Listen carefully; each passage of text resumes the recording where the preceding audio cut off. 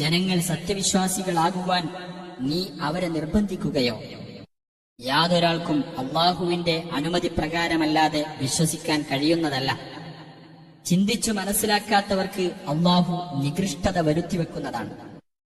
നബിയെ പറയുക, ആകാശങ്ങളിലും ഭൂമിയിലും എന്തൊക്കെയാണുള്ളതെന്ന് നിങ്ങൾ നോക്കുവിൻ.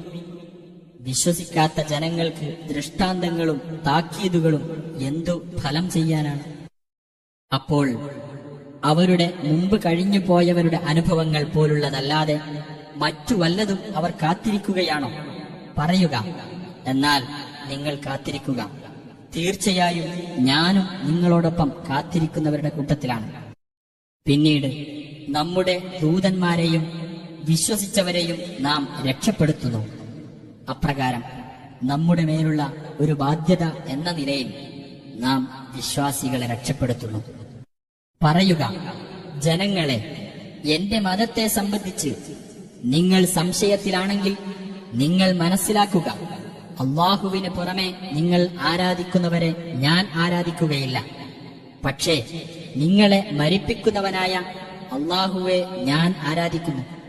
സത്യവിശ്വാസികളുടെ കൂട്ടത്തിലായിരിക്കുവാനാണ് ഞാൻ കൽപ്പിക്കപ്പെട്ടിരിക്കുന്നത്.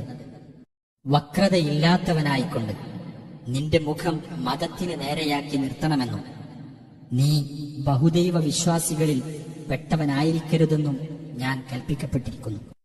അള്ളാഹുവിന് പുറമെ നിനക്ക് ഉപകാരം ചെയ്യാത്തതും നിനക്ക് ഉപദ്രവം ചെയ്യാത്തതുമായ യാതൊന്നിനോടും നീ പ്രാർത്ഥിക്കരുത്. നീ അപ്രകാരം ചെയ്യുന്ന പക്ഷം തീർച്ചയായും നീ അക്രമികളുടെ കൂട്ടത്തിലായിരിക്കും. നിനക്ക് അള്ളാഹു വല്ല ദോഷവും ഏൽപ്പിക്കുന്ന പക്ഷം അവനൊഴികെ അത് നീക്കം ചെയ്യാൻ ഒരാളുമില്ല. അവൻ നിനക്ക് വല്ല ഗുണവും ഉദ്ദേശിക്കുന്ന പക്ഷം അവന്റെ അനുഗ്രഹം തട്ടിമാറ്റാൻ ഒരാളുമില്ല. തന്റെ ദാസന്മാരിൽ നിന്ന് താൻ ഇച്ഛിക്കുന്നവർക്ക് ആ അനുഗ്രഹം അവൻ അനുഭവിപ്പിക്കുന്നു. അവൻ ഏറെ പൊറുക്കുന്നവനും കരുണാനിധിയുമത്രേ. പറയുക, ഹേ ജനങ്ങളെ, നിങ്ങളുടെ രക്ഷിതാവിങ്കിൽ നിന്നുള്ള സത്യം നിങ്ങൾക്ക് വന്നെത്തിയിരിക്കുന്നു. അതിനാൽ ആർ നേർവഴി സ്വീകരിക്കുന്നുവോ അവൻ തന്റെ ഗുണത്തിനു വേണ്ടി തന്നെയാണ് നേർവഴി സ്വീകരിക്കുന്നത്.